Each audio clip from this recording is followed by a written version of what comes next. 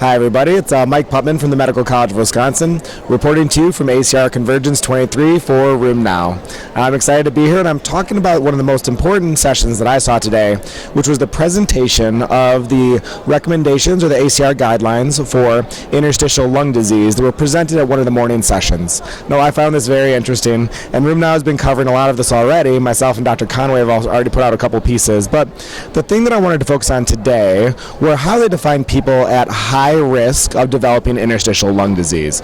Now that's very important because the guidelines recommend screening with pulmonary function testing and high-res CT scans for such patients. Now when we first saw it, I said that sounds like they're going to be recommending a whole lot of people, and today we know a little bit more about what they meant. Now first, I think they were pretty reasonable.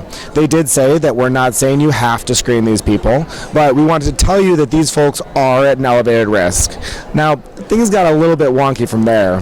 For inflammatory myopathies, such as myositis, I actually think their population they identify as quite good. That's people with the anti-synthetase syndrome, people with MDA5 positivity.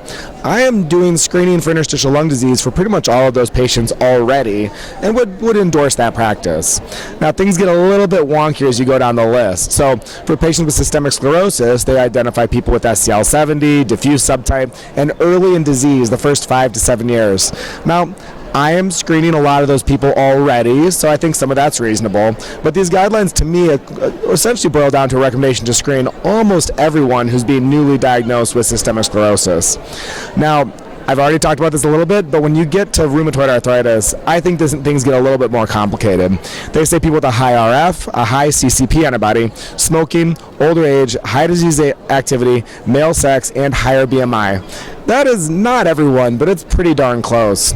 And I am not routinely screening all patients with rheumatoid arthritis at this point. So I think that on balance, the recommendations did a reasonably good job for some diseases. For myositis, I absolutely think people who have anti-synthetase syndrome or MDA5 deserve a CT scan and probably pulmonary function testing at baseline. For rheumatoid arthritis and Sjogren's syndrome, which was also recommended for everyone who had seropositivity, I think that this is a little bit aggressive, and I think you're going to find a lot of people which will ultimately wind up in overdiagnosis and potentially overtreatment. So it's going to be an interesting time sussing out how these apply to clinical practice, but overall a very big endeavor and one that I'm excited to have something to talk about. So thanks again for tuning in to Room Now. We'll be reporting for the rest of the meeting as well. Have a great day, everyone.